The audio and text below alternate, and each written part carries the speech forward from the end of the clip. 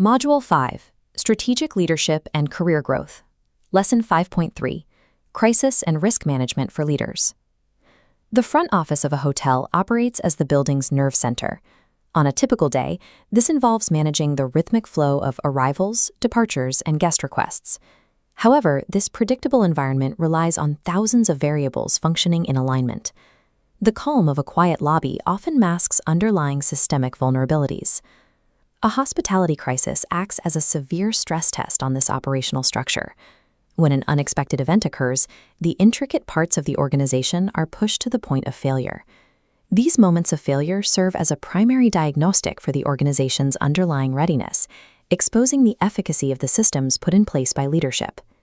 Survival during a high-stakes event relies on the architectural protocols constructed during periods of calm. The procedures established when the hotel is quiet become the lifeblood of the organization when the pressure is at its highest. Managing a crisis successfully integrates rigorous technical protocols into the front office operation to maintain institutional integrity. We map hazards using a threat matrix, dividing crises into 4 categories. The operational quadrant includes severe disruptions like system crashes or mechanical failures, requiring immediate intervention. In the health and safety quadrant, priority shifts instantly to life preservation. These are high-stakes emergencies, such as active fires, sudden guest illnesses, or outbreaks of food poisoning. The third vector focuses on reputational crises. In a hyper-connected world, a brand's standing can be damaged with extreme speed.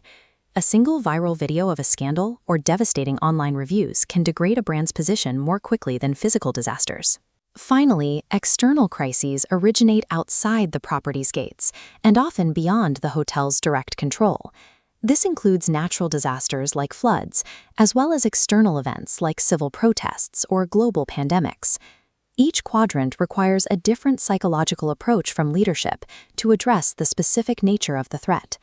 While the threats vary, mitigating them requires a consistent focus on maintaining order through established protocols.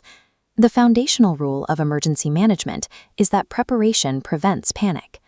Building this level of readiness starts with active, continuous risk assessments, rather than passive observation.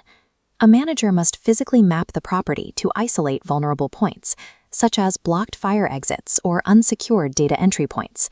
Training protocols then map a specific, actionable role to every level of the organizational hierarchy. Every member of the team must be prepared. The lone night auditor must be as capable of handling a medical emergency at 3 a.m. as the senior management team is during the day. Regular evacuation drills ensure that safety theory becomes a physical reality, allowing staff to move by instinct rather than searching for a manual. This physical infrastructure includes staging accessible, fully stocked emergency kits at critical junctures throughout the property. Items like flashlights, basic medical supplies, and guest manifests bridge the gap between the initial shock of a disaster and the stabilization of the system. Verifying this physical and operational infrastructure ensures the building remains a stable environment, even under the strain of an emergency. When a crisis hits, the predictable environment instantly changes. The front office manager serves as the central node, the operational and emotional anchor. If leadership displays anxiety, panic quickly cascades outward, affecting staff and guests. Effective leadership requires protocol to override emotion, executing the plan with clinical precision to stabilize the entire organization. The immediate priority is the physical safety of guests and workers before any other action is taken. Once safety is confirmed, the focus shifts to establishing clear and factual communication. Providing regular, honest updates builds trust, while providing false assurances often leads to a breakdown in the trust matrix. Simultaneously, leadership must maintain a chronological log. This record tracks exact timestamps, specific decisions, and all outgoing communications. This documentation provides essential legal protection and serves as the dataset for the post-crisis analysis. Ultimately, leadership in these critical moments is not about individual heroics, but about the strict adherence to established protocols. Neutralizing the immediate threat does not end the process. The recovery phase is a critical component of the hotel's long-term health. Once the danger has passed, the manager facilitates a post-event debrief. This is a systemic audit used to isolate operational successes and failures. The team audits specific metrics, whether communication was clear, if the contact lists were accurate, and if emergency exits functioned as intended. Recovery also involves addressing the human impact of the crisis on the workforce. Offering structural mental health support and counseling addresses the psychological toll on the team, supporting the long-term resilience of the staff. The final step is revising standard operating procedures.